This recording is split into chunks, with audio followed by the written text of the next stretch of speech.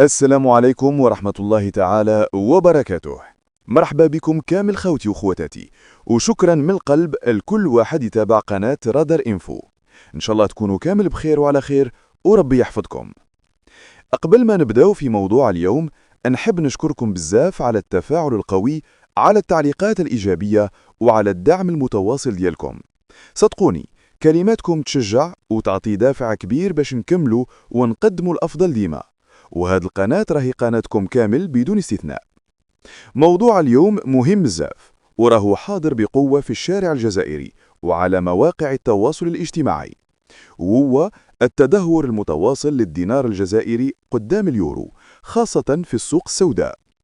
الدينار الجزائري للأسف يبان باللي رحلة الهبوط تاعو ما زالت متواصلة، وما كان حتى مؤشر يقول باللي راه يوقف في القريب.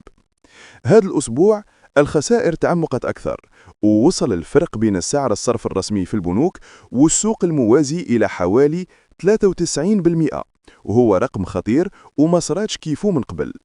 وشفنا في الأيام الأخيرة مواقع التواصل الاجتماعي معمرين بالمنشورات والتساؤلات: علاش الدينار راهو يطيح بهذه السرعة؟ وعلاش اليورو طلع على هذا المستوى الخطير في السوق السوداء؟ خاصة وأن السعر الرسمي في البنوك راه تقريبا مستقر من شهور، حسب ما صرح به واحد من صرافين العملة في منطقة الدار البيضاء شرق العاصمة.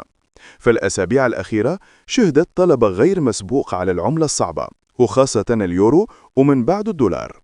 ويوصل سعر صرف اليورو في السوق السوداء نهار الأربعاء لحوالي 290 دينار جزائري للبيع، وبالنسبة للشراء من المواطنين راهو يدور حول 288 دينار، وهذا أدنى مستوى يوصل الدينار قدام اليورو في التاريخ.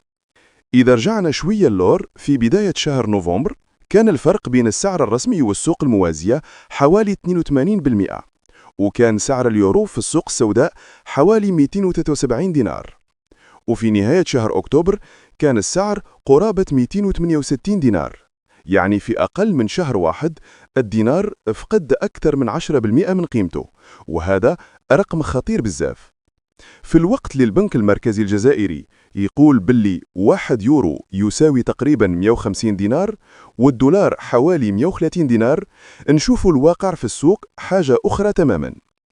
الخبير الاقتصادي والمالي جلول سلامة يقول باللي هذه الوضعية ما هيش مفاجأة، خاصة بعد التحذيرات اللي كانوا مطلقينها قبل بخصوص ارتفاع نسبة الدين الداخلي تاع البلاد.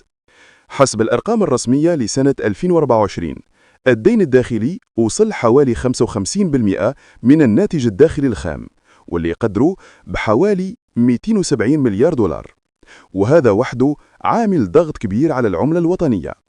ومن جهة أخرى الجزائر راهي تمر بمرحلة تراجع في مداخيل العملة الصعبة، خاصة اللي جاية من النفط والغاز، واللي هم المصدر الرئيسي للدخل باليورو والدولار. صرافين آخرين في ساحة بورسعيد بالعاصمة أكدوا باللي الطلب الكبير على العملة الصعبة زاد بالخصوص في 3 شهور الأخيرة، وخاصة عند ناس حابة تشري سيارات مستعملة من الصين.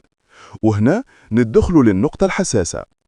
القانون الجزائري ما يسمحش للمواطن يشري العملة الصعبة من البنوك إلا في حالات محدودة، كما منحة السفر اللي هي 750 يورو في العام، ولا الحجاج أو بعض المستوردين بشروط معقدة بزاف. وقانون المالية لسنة 2023 سمح باستيراد السيارات المستعملة أقل من 3 سنين بعد حظر دام من 2006، لكن في نفس الوقت ما سمحش بتحويل الأموال عبر البنوك. يعني المواطن سمحوا له يستورد، لكن ما عطاولو حتى وسيلة قانونية باش يتحصل على العملة الصعبة. وهنا المشكلة الكبيرة.